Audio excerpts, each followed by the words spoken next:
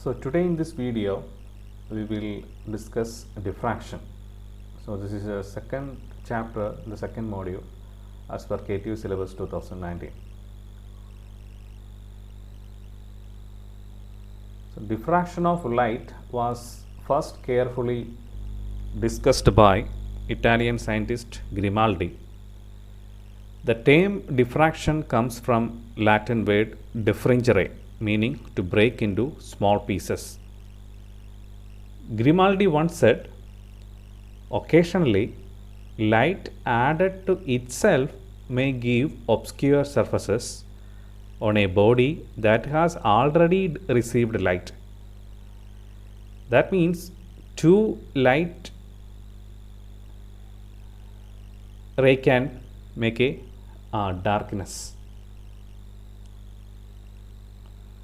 So let's discuss about some diffraction reality that we can observe in our surroundings. So this is a demonstration here. The light is propagating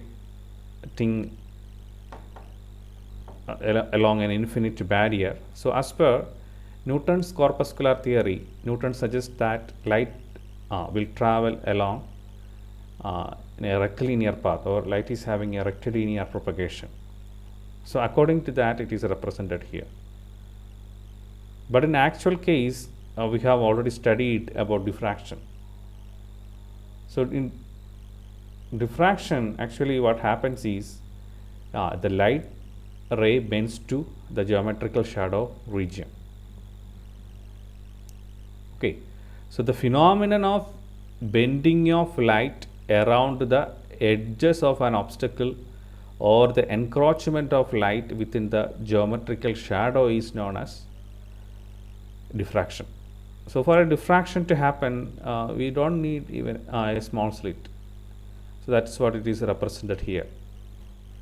A simple propagation past an edge yield a diffraction pattern. So that is represented here. The phenomenon of uneven distribution of light intensity caused by the superposition of light coming from various points of a restricted wavefront is called a diffraction. So diffraction can also be explained using the Huygens wave theory. So there, each point on the wavefront is a source of secondary wavelets or secondary wavefront. So the secondary wavefront will superpose and form diffraction pattern. So the phenomenon is easily observed when the size of the object causing diffraction is comparable to the wavelength. So diffraction occurs whenever a wave passes through a small aperture like a slit, hole, edge, opaque disc, wire, etc.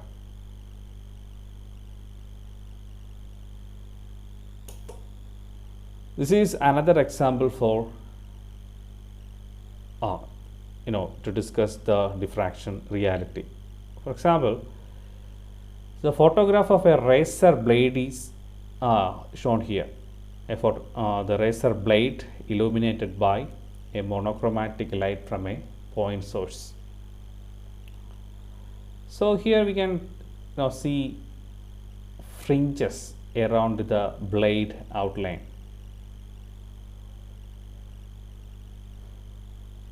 So that is the geometrical shadow region of the blade. Okay, so if we enlarge this portion with a microscope, what we can see is these kind of diffraction patterns. The central maxima and secondary maximas, and in between secondary maxima we can see the secondary minimas.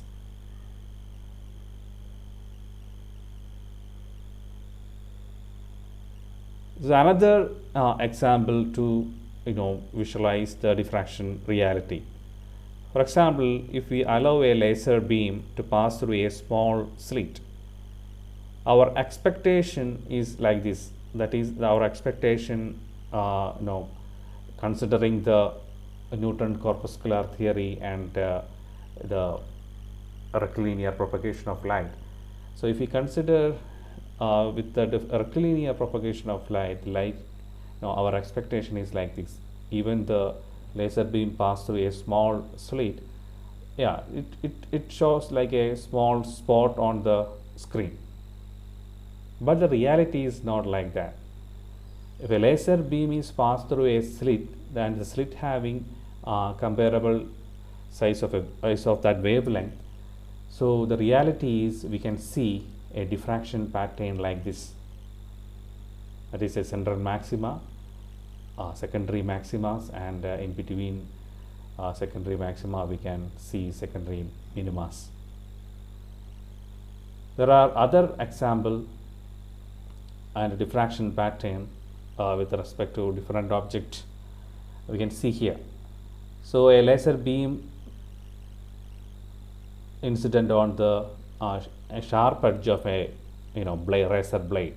So here we can see in one side this is a central maxima, and these are the secondary maxima, and in between secondary maxima we can see the secondary minima towards one side. But here if we consider a slit, we can see the diffraction pattern on either side of the central maxima.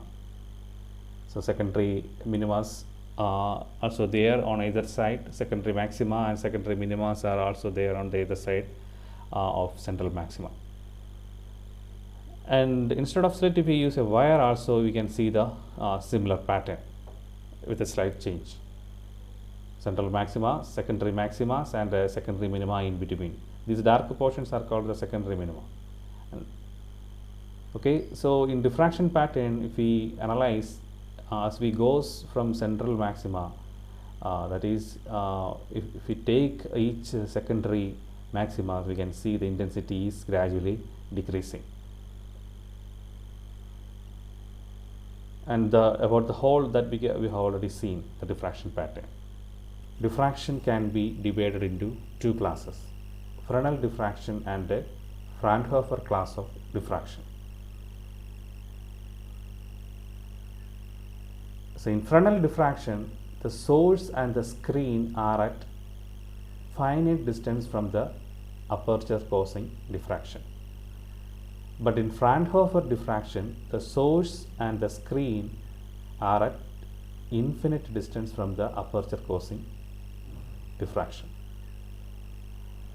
So since in Fresnel diffraction the source is at a finite distance, we may know if a source is a point source, we get a spherical wavefront. So in Fresnel diffraction, both the incident and the diffracted waves are spherical. But in Fraunhofer diffraction, the source is at infinite distance. What we get, the spherical wavefront become plane. That is, the radius of curvature of the spherical wavefront will be very, very high. So we get almost a plane as both incident and diffracted waves.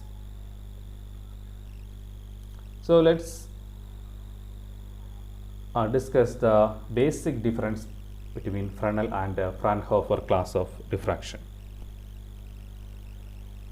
So in the left hand side we can see the observation, distance, nature of wavefront, use of lens, mathematical treatment, experimental arrangement, designing optical instrument. So in Fresnel class of diffraction we can see the figure here, the arrangement, instrumental arrangement, and in Fraunhofer diffraction we can see the instrumental arrangement here. So as shown in figure, about the distance, if you observe the distance in Fresnel class of diffraction, source of light and the screen on which the pattern is obtained are at finite distance from the aperture causing diffraction. But in Fraunhofer class of diffraction, the source of light and the screen on which the pattern is obtained are at infinite distance from the aperture causing diffraction. Nature of wavefront. As shown, we have seen in the previous figure, since in Fresnel diffraction the source sees at a finite distance, so we get because this is a point source, we get spherical or cylindrical wavefronts. But in Fraunhofer class of diffraction, the source is at infinite distance, so we get plane wavefront. And in Fresnel diffraction, we don't use any lens, but in Fraunhofer class of diffraction, two converging lenses are employed to converge the light beams coming from the source as well as after diffraction.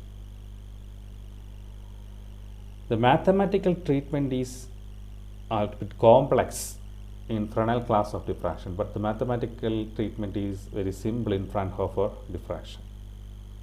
Experimental arrangement is simple in Fresnel diffraction, but experimental arrangement is complex in Fraunhofer diffraction. Instrument. So if we consider Fresnel diffraction is used not much used in designing optical instrument, but there are many applications in designing optical instrument using Fraunhofer diffraction. So these are the fundamental difference between Fresnel diffraction and Fraunhofer diffraction. Okay, so thank you for watching, and we will continue the next portion in the next video. Okay, thank you.